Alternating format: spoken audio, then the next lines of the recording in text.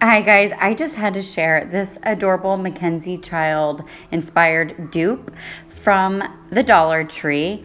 It was my easiest DIY ever, and I just figured I'd make a quick video because I love how these came out. So the first thing I did was using my paint that I found in the Oops section, just white house paint. Goes on easy, great coverage. I just painted a very messy light coat over these plastic gold bells that I found at the dollar store. Now, if you look at Mackenzie's Child's, her stuff, it's very hand painted, and you can see pops of gold in different colors through her little squares in the checkerboard. So I didn't go crazy making sure I had full coverage. I just did very light, and I really did want some of that gold to pop through, but I didn't want any globs of white. So if there was ever like too much paint, then I just went ahead and smoothed it out with my paintbrush. By the way, best paintbrush ever. I use this for all my painting projects, the Dollar Tree. Love these paintbrushes. So just went ahead, I gave them all a quick light paint just where the checkers are. Now, I was originally going to paint these checkers black, but I wanted to see how it would look with this glass paint pen that I found at the Dollar Tree. I actually loved the way it came out because it kind of gave it that authentic glazed look. You know, Mackenzie's Child, it's all ceramic, so they use a glaze when they paint it, which kind of looks like a watercolor, like a glossy watercolor is how it comes out once it's fired in the kiln. And this glass paint pen gave it that look, and I was just so pleased with it. And honestly, this was a little bit time consuming, but it was also kind of therapeutic, so I did not mind it. So I just went ahead and colored all of the glossy, not the textured checks, just the glossy check. One coat, very simple. Did all 4 of my bells. I did leave the bottoms and top gold to give it that Mackenzie's Child gold flair to it. I thought about maybe using gold paint over it because it's a little bit, I don't know, kind of plastic looking gold, but it's okay. It ended up being just fine. If you wanted to use a gold paint to maybe make a darker shade of gold, that would look great too.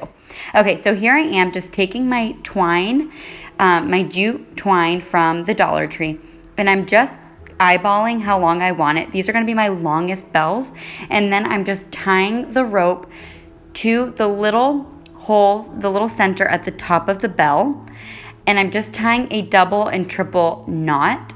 I was going to go ahead and hot glue it, but these bells are so super light, it didn't need it. Just make sure your knots are secure and tight.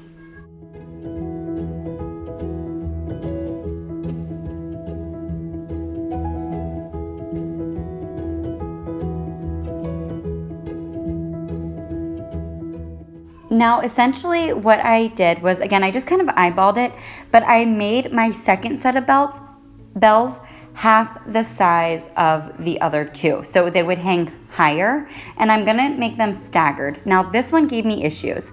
The twine would not go through the hole, so I just took a little bit of Scotch tape and taped around it so I could thread it through. It was kind of fraying.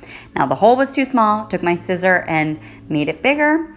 No problem, it worked. Now I'm just gonna go ahead and secure it again, and then I'm gonna trim all those knots so it looks much cleaner.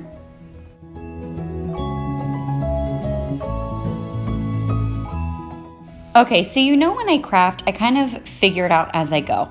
So after I made the bells, I'm like, you know what, I need another ring to make this easier to hang. So I found a bracelet in my daughter's stuff. I'm sorry, I know, I just used my jute twine around it to cover up that pink. This was bought at the Dollar Tree, but I'm sure if you have any sort of ring, shower ring, whatever, or you could leave this part out, that's fine.